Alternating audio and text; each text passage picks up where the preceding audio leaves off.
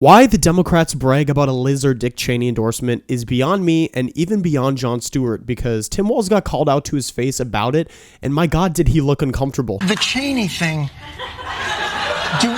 do we really have to do that?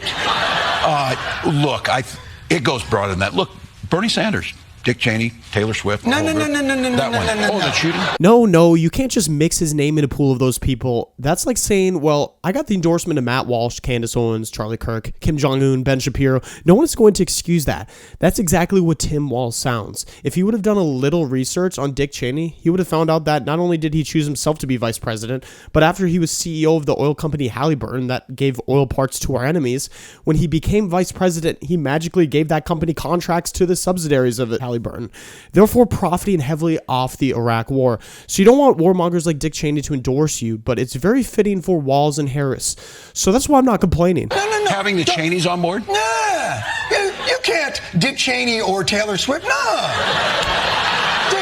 We're a big tent. What country did Taylor Swift get us to invade? No. Yeah. No, don't you think, though, that, and I do this, I believe this, there is still a core group of folks out there, your point being, and not joke, the don't tread on me, the Reagan piece of this, the libertarian piece, but the constitutional piece, yes. There are a lot of people out there. I think Liz Cheney and Dick Cheney give permission to those folks who want to find a reason to do the right thing. Look, guys, there's a lot of people that support David Duke of the KKK. That's why I welcome him on board to give his folks permission to vote for us.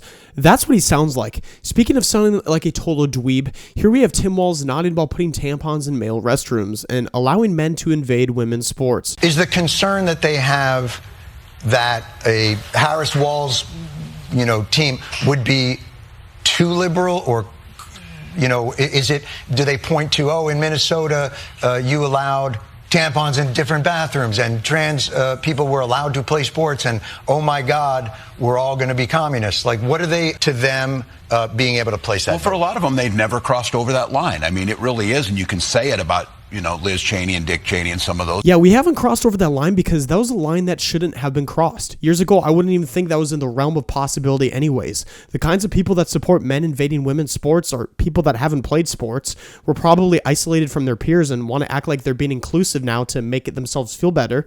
The people supporting tampons in male restrooms are people that can't accept themselves for what their born identity is, and we allow the crazy people to dictate what happens in the world. It's ridiculous.